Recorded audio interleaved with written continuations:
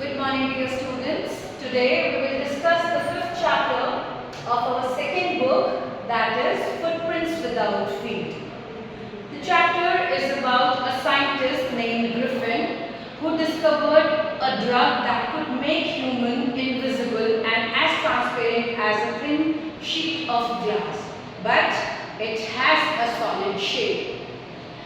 So the chapter is all about using a discovery or invention for the welfare of mankind or misusing it for our own or for one's own vested interest. The lead of the chapter is Griffin, who is a scientist. So let's see what's in the chapter.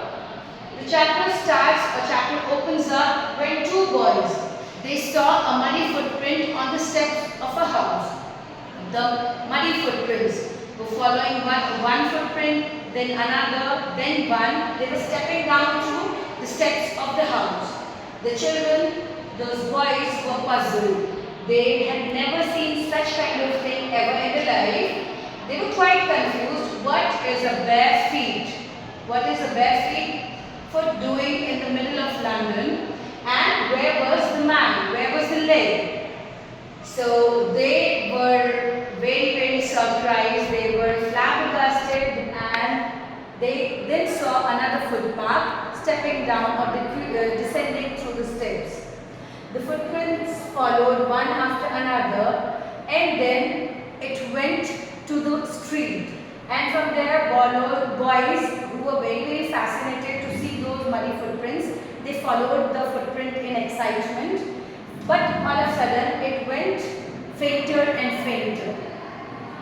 The explanation for this mystery is that these were the footprints of a scientist named Griffin, who had just discovered how to make human body transparent. The name of the scientist was Griffin.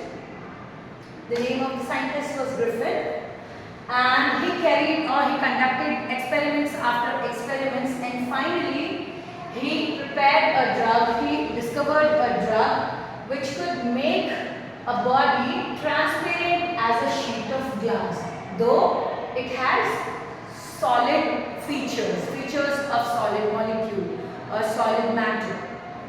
So though Griffin was a brilliant scientist, but he was also a lawless man. A man having no etiquettes, no ethics, the man who didn't follow the law. His landlord, he disliked him a lot. His landlord, he didn't like Griffin, and he wanted to evict him. Evict is to make him leave his house, to cast him away, to send him away from his house. So in order to avenge him, in order to take revenge from his landlord, Griffin set his house on fire. He burnt his house, and in order to get away without being detected, he just set the house on fire, and after that removed all his clothes. Because once a person would wear clothes on a thin sheet of glass, the clothes will be visible, giving a solid shape to the body. So this is how he became a homeless wanderer, and this is the explanation of the mystery which puzzled the two boys at the beginning of the chapter: the bare feet and the muddy footprints. So Griffin, now, after setting the landlord's house on fire, he was a homeless man without clothes, without money, and quite invisible, until happened to step in the mud and left footprints as they walked. As I told you earlier, that he imprinted some footprints which startled the boys, and this is how the mystery is explained. So Griffin, he easily escaped the two boys by running away, but he has chosen a very bad time in the chilly winter time of London. It was the mid January month, and it was quite chilly there. So it was a bad time for him to go invisible and go naked. He went in the London street without clothes, obviously. So the chill, the cold he was feeling, and the air was damn cold by that time, he needed something to protect himself. So he decided to go to a big London store, and for that what he did, he went inside a big London store in order to get something to protect himself. So what he did,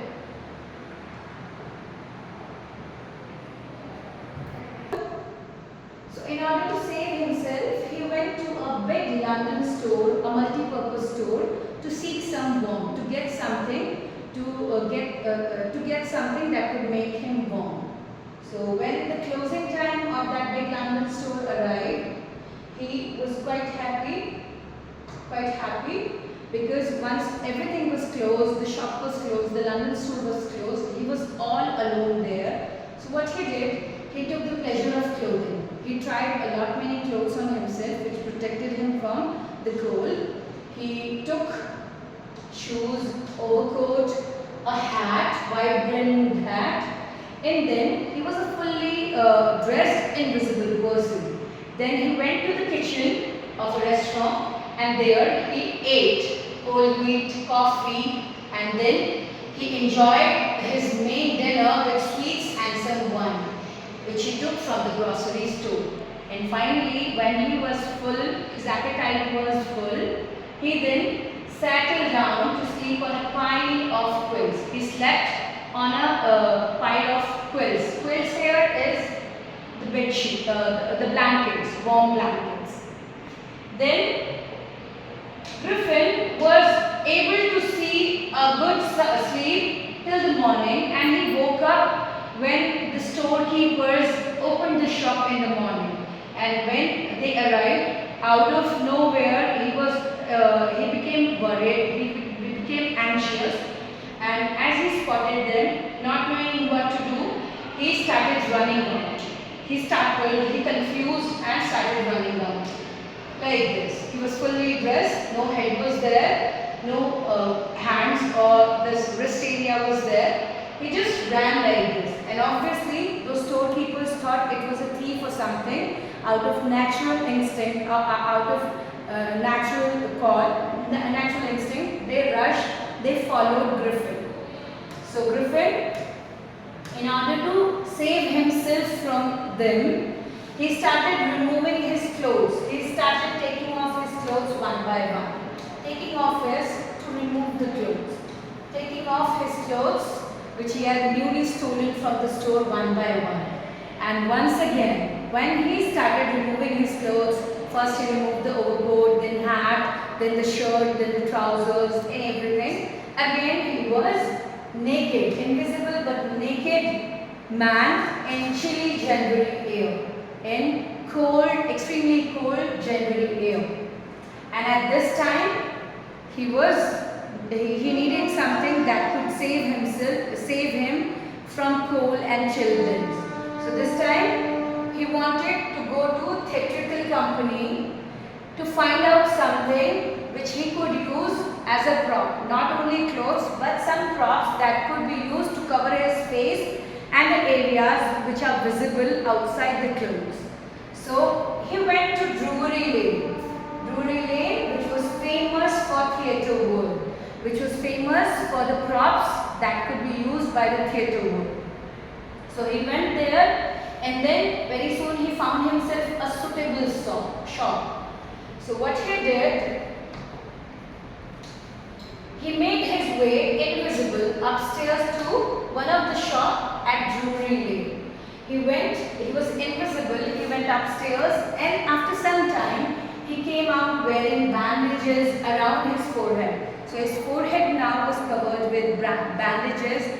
He has put a false nose and then a white side whiskers like this. He put side whiskers which were bushy, which were very very thick and bushy like bushes, jhad jaise, and a large hat to cover his hairs and head area.